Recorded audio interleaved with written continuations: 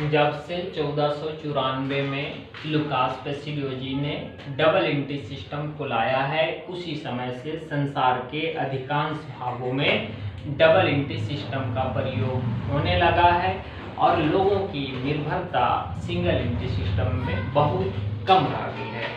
मगर आज भी वर्तमान युग में भी जो छोटे छोटे दुकानदार हैं, वेंडर्स हैं, हॉकर्स हैं, वो अपनी बुक ऑफ अकाउंट, अपने प्रॉफिट और लॉस की गणना सिंगल एंट्री सिस्टम के आधार पर ही किया करते हैं। अब हम लोग जाने कि सिंगल एंट्री सिस्टम के आधार पर लाभ हानि की गणना कैसे की जाती है। चूंकि सिंगल एंट्री सिस्टम के अंतर्गत सिर्फ और सिर्फ पर्सनल अकाउंट का मेंशन होता है, डेटर्स और क्रेडिटर्स को ही रिकॉर्ड किया जाता है। इसमें इनकम के, एक्सपेंसेस के, प्रॉफिट के और लॉस के खाते नहीं पाए जाते हैं, उनका रिकॉर्ड नहीं किया जाता है। तो ऐसी परिस्थिति में ट्रेडिंग और प्रॉफिट और लॉस अकाउंट बनाना पॉसिबल नहीं है, संभव नहीं है। ऐसी परिस्थिति में सिंगल एंट्री सिस्टम के अंतर्गत लाभ हानि को जानने के लिए कैपिटल को, पूंजी को आधार माना जाता है। मतलब जब भी सिंगल एंट्री सिस्टम के अंतर्गत प्रॉफिट एंड लॉस का कैलकुलेशन होगा, उसके लिए कैपिटल को बेस माना जाएगा। लाभ हानि गणना के लिए पूंजी को आधार माना जाता है। यानी कि क्लोजिंग कैपिटल जो होता है, वर्ष के जो अंत की पूंजी होती है, उसका कंपेयर ओपनिंग कैपिटल, वर्ष के जो शुरुआत की पूंजी होती है, उससे किया जाता है। अगर से क्लोजिंग कैपिटल ओपनिंग कैपिटल की तुलना में इंक्रीज करती है तो रिजल्ट प्रॉफिट होता है। अगर से क्लोजिंग कैपिटल ओपनिंग कैपिटल की तुलना में डिक्रीज करती है तो रिजल्ट लॉस होता है। इसको हम लोग एग्जाम्पल के तहत जाने, एक उदाहरण के तहत जाने। सबसे पहले आप लोग को मालूम होगा कि कैपिटल बराबर क्या होता है। कैपिटल बराबर एसेट्स माइनस लायबिलिटीज। अगर से कैपिटल दिया है तो ठीक है, और नहीं तो कैपिटल निकालना है तो एसेट्स में से लायबिलिटीज को लेस कर देंगे, कैपिटल निकल जाएगा। अब यहाँ पर हम लोग चलते हैं एक उदाहरण की तरफ कि कैसे निकाला जाता है। मान लेते हैं हम सब्जी बेचने वाले हैं, हमारी सब्जी की दुकान है। तो हम सुबह उठे, घर से चल दिए कहाँ, होलसेल आढ़त, सब्जी के आढ़त में गए। वहां से हमने 10,000 की सब्जियां खरीद ली। 10,000 की हमने सब्जियां खरीद ली और अपने दुकान पे लाके इसको लगा दिया। और जब शाम में बोरिया बिस्तरा समेटा, दुकान बंद किया, सब्जियां सभी बिक गई थी, तो हमारी बिक्री जो थी वो कितनी हुई, 15,000। शाम में जो सेल से पैसा उठाया 15,000। अब बताइए कि बिजनेस से हमको प्रॉफिट हुआ या लॉस हुआ।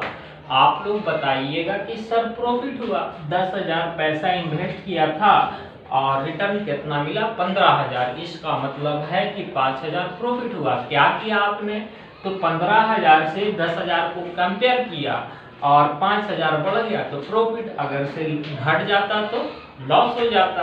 तो इसी का नाम जो शुरुआत में सुबह में पूंजी लगाया था, उसको हम लोग क्या नाम देंगे, ओपनिंग कैपिटल।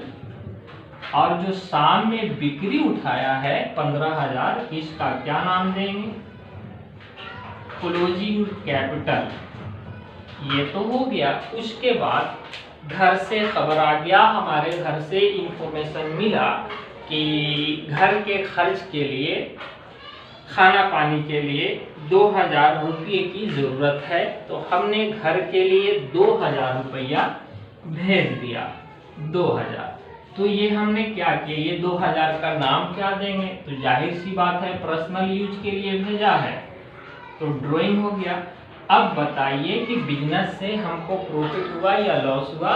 अगर से हुआ तो क्या है, कितना हुआ, तो जाहिर सी बात है क्लोजिंग कैपिटल शाम में 15,000 और दोपहर में जो ड्राइंग भेजा है वो कहाँ से भेजा होगा, तो बिक्री का पार्ट होगा। जिस गल्ले से हमने शाम में पैसा 15,000 काउंट करके निकाला है, उसी गल्ले से हमने 2,000 दोपहर में पैसा घर भेजा होगा। इसका मतलब बिक्री जो हमने टोटल जो सेल्स उठाया है वो 15,000 ना होके कितना हो जाएगा, 17,000।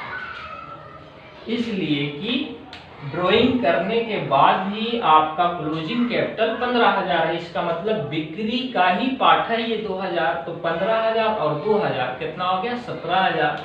अब पता ये चला कि टोटल बिक्री 17,000 उठाया, जबकि हमारी कैपिटल जो इन्वेस्टमेंट है 10,000, तो 7,000 का बेनिफिट हो गया, प्रॉफिट हो गया। तो हमेशा क्या करना चाहिए, क्लोजिंग कैपिटल में ड्राइंग को ऐड कर देते हैं। आगे बढ़ते हैं कि स्टाफ मान लेते हैं हमारी सब्जियां दुकान दोपहर में कुछ घट गई थी, कुछ कमी हो गई। कमी को देखते हुए हमने पॉकेट से फिर 3,000 निकाला और आढ़त चले गए और वहां से 3,000 की सब्जियां खरीद ली और दुकान पर लाके लगा दिया 3,000 का। तो ये 3,000 रुपया जो हम इन्वेस्ट कर रहे हैं दोबारा, तो इसका नाम क्या दे देंगे, एडिशनल कैपिटल, अतिरिक्त पूंजी हमने लगाया। अब बताइए कि हमारे बिजनेस से प्रॉफिट हुआ या लॉस हुआ। ये जो पैसा एडिशनल कैपिटल है हम एक्स्ट्रा इन्वेस्ट कर रहे हैं। पहले इन्वेस्ट कर चुके थे ओपनिंग कैपिटल के नाम पे 10,000, फिर इन्वेस्ट किया घर से कितना 13,000, बिक्री कितनी उठी है 15,000, 2,000 ड्राइंग किया इसी में से, तो टोटल बिक्री उठी है 17,000। और जबकि इन्वेस्टमेंट हमारा है 10,000 और 5,000 एडिशनल, 3,000 एडिशनल है 13,000। इसका मतलब 17 में से 13 घटाएंगे तो कितना आ जाएगा 4,000, 4,000 प्रॉफिट हो जाएगा। तो बस यही चीज है, इसी को फॉर्मेट में सजा देना है, आपके सिंगल एंट्री सिस्टम कंप्लीट हो जाएंगे। जैसे इसी को आप फॉर्मेट में बना लीजिए, यहाँ लिख दीजिए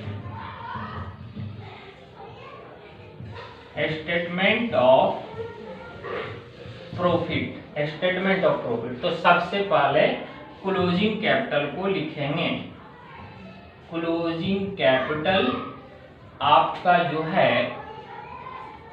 15,000 है, इसमें ऐड कर देंगे ड्राइंग, अगर से है तो ड्राइंग कितना है 2,000, तो ये आपके 17,000 हो जाएंगे।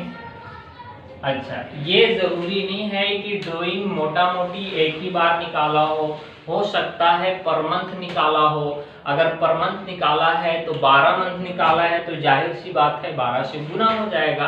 आपने 500 पर मंथ निकाला है तो जाहिर सी बात है साल भर में कितना निकालिएगा, तो 6,000 पर मंथ दिया है तो 12 से इंटू हो जाएगा, तो इसका ख्याल रखा जाएगा। यहाँ तो पर मंथ नहीं दिया है, 2,000 है तो 2,000 जोड़ दिया हमने 17,000। उसके बाद माइनस कर देंगे, लेस कर देंगे ओपनिंग कैपिटल,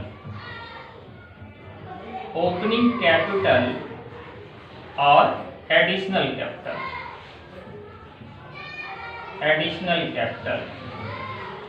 ओपनिंग कैपिटल आपकी जो है वो 10,000 है और एडिशनल कैपिटल आपकी है 3,000 है। ये तो 10 और 3 आपके हो गए 13,000। तो क्लोजिंग कैपिटल से ओपनिंग कैपिटल को कंपेयर कर दिया आपने, तो ये कितना हो गया 4,000। ये आपके प्रॉफिट हो गए।